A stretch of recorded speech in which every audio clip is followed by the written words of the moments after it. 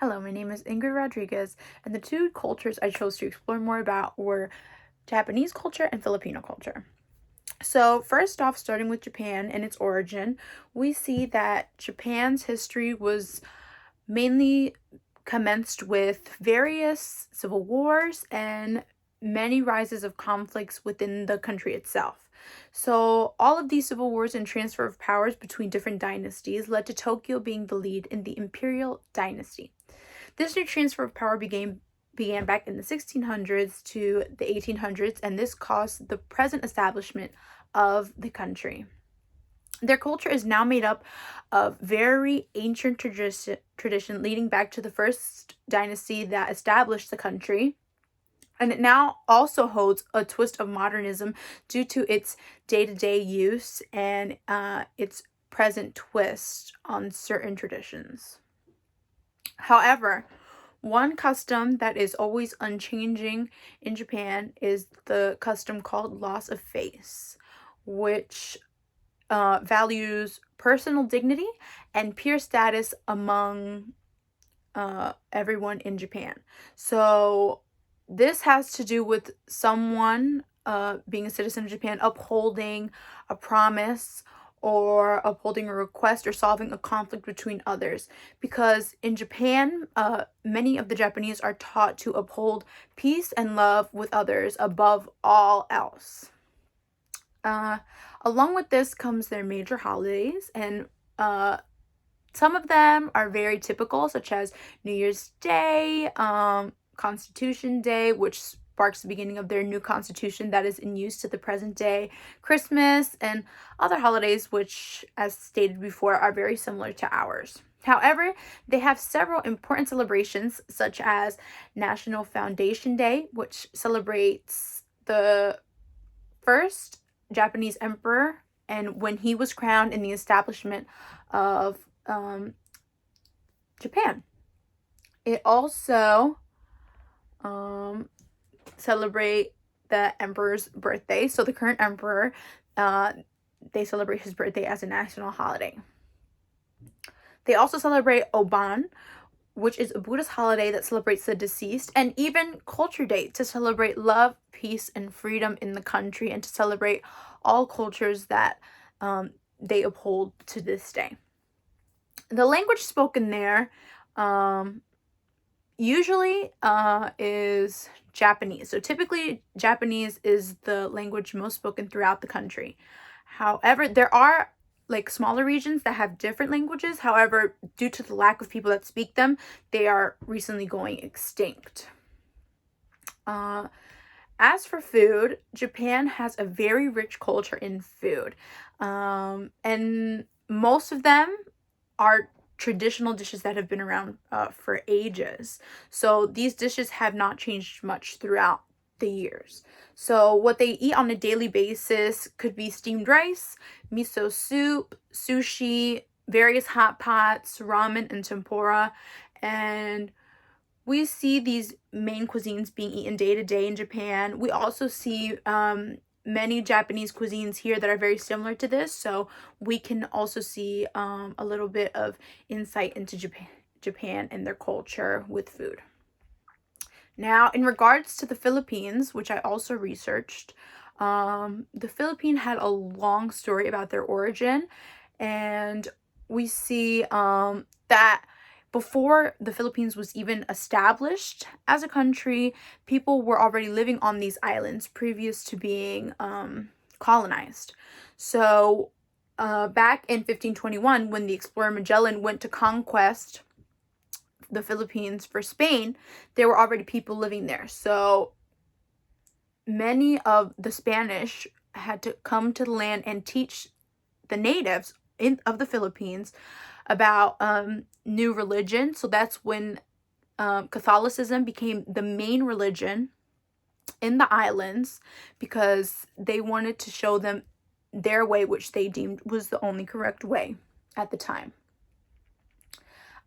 They also, with them coming and teaching the natives, that's when they started a spark of churches to impose their religion on others, and they also caused education to grow because schools weren't established yet at this time in the Philippines. So they started the establishment of schools and education in the Philippines. However, as Filipinos at the time saw Spanish rule grow, many of them noticed that, the Spanish government was not really looking at them as citizens, as people of the Philippines. They were seeing them more as uneducated. And they noticed this when 3 priests were executed right in front of everyone in the Philippines. And this is what started the political revolution on the island. And so they tried to declare their independence after the Spanish-American War. However, because America won that war, they did not recognize their independence, and they thought they had won the Philippines over due to winning the war. And this conflict sparked the Philippine-American War, and they lost that as well. The war lasted from 1899 to 1902, and even though America had won, they promised the Philippines the title of a Commonwealth island, and they also helped their education grow and progress because they were trying to teach them how to better their language. And they also introduced freedom of religion in the Philippines to allow all the Filipinos to explore other religions other than Catholicism. And so the Philippines finally gained their true independence after World War II in July 4th, 1946. And then culturally, Filipinos are very viewed as family-oriented, very religious people, and very hospitable and respectful people. And they have an appreciation for a lot of art. And we can see that their culture is a mix of, Filipino culture, Spanish culture, and American culture due to the fusion all these nations had to create the Philippines. They also have Asian traditions as well. So the Philippines is a little different than Japan, being that they have more holidays that they celebrate. So they have the typical holidays that we all celebrate, such as New Year's, Christmas, Easter, but they have special celebrations within their country as well. So they celebrate All Souls Day, which is a celebration of all the dead people that have passed within the years. And it's kind of like Dia de los Muertos for Mexico, but they have their own twist on it in the Philippines. So they kind of adapted that from the Spanish culture. They also have Nino Aquino Day, which celebrates a revolutionary that they had living in the Philippines, and he tried to declare their independence after the Spanish-American War. They have Feast of the Immaculate Conception, where they recognize Mary and recognize how she became pregnant with Jesus. And most of their celebrations, most of their national holidays are just to celebrate heroes or saints that they have seen or experienced in the Philippines. So, with languages spoken in the Philippines, there are various languages spoken in different regions of the island. However, majority of the island, so 90% of the population in the Philippines, mainly speak Tagalog, Bisaya, Cebuano, Ilocano, and Bicol. So these languages can be seen as similar. However, there is some vernacular in each language that only the person who speaks the language can understand. So like an example of that could be like, oh, I'm Puerto Rican and someone is Mexican, and we could say certain things differently. So that's where a language barrier within the Filipino community itself would arise. But typically they understand, general things that they would say to each other. In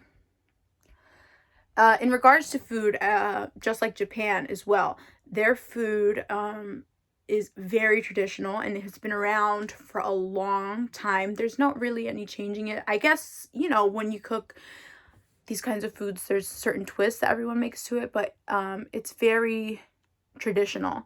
and it's still made in a day-to-day cuisine as well. So we see some twists of modernism in it as well. So some of their typical cuisines could be like chicken adobo. You could also make that into a pork adobo, which is chicken created in a soy sauce vinegar kind of broth.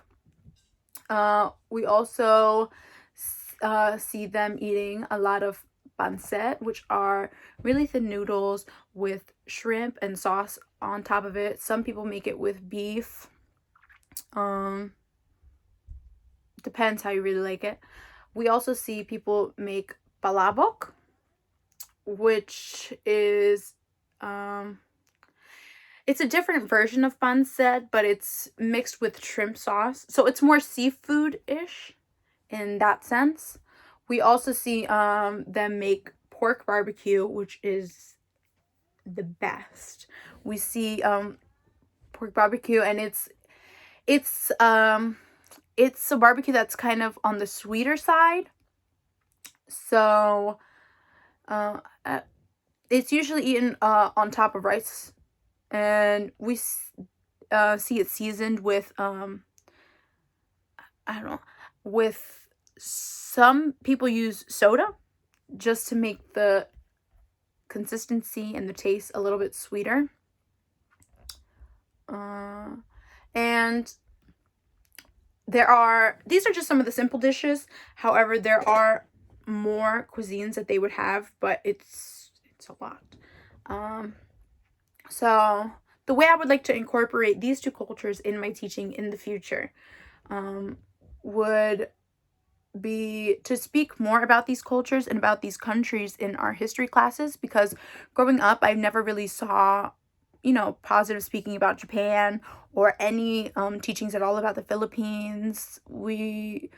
I was never taught about the culture. I was never shown the positive things and the togetherness that these cultures inspire, such as peace, love, and family. And I never really knew that before, probably even before this project. So I would love to teach that to my students and show them that each culture is different, but each culture inspires something beautiful in itself. And I would also like to encourage my students in the future to celebrate, some of the national holidays that are sparked in these countries. So, celebrate these countries' Independence Days, celebrate, like their heroes, their national heroes.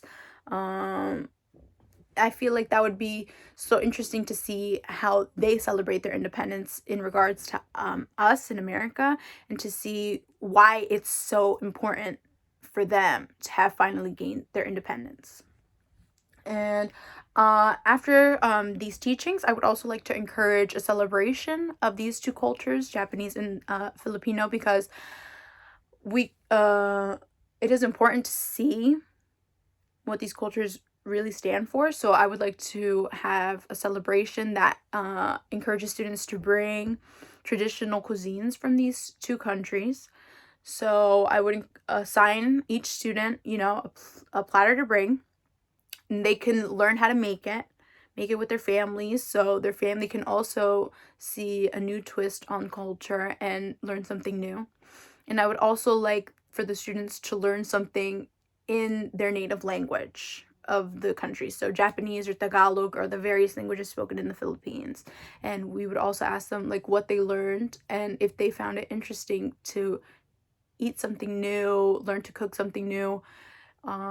Because with these cultures and learning more about people's differences, we become more together, and we're also able to understand people and their differences better when we learn about them in a way that makes us feel like we are all the same and we should all embrace each other. So that is the ways I would like to incorporate it in my class, and that's why I found these two cultures very interesting and wanted to explore them. So thank you so much.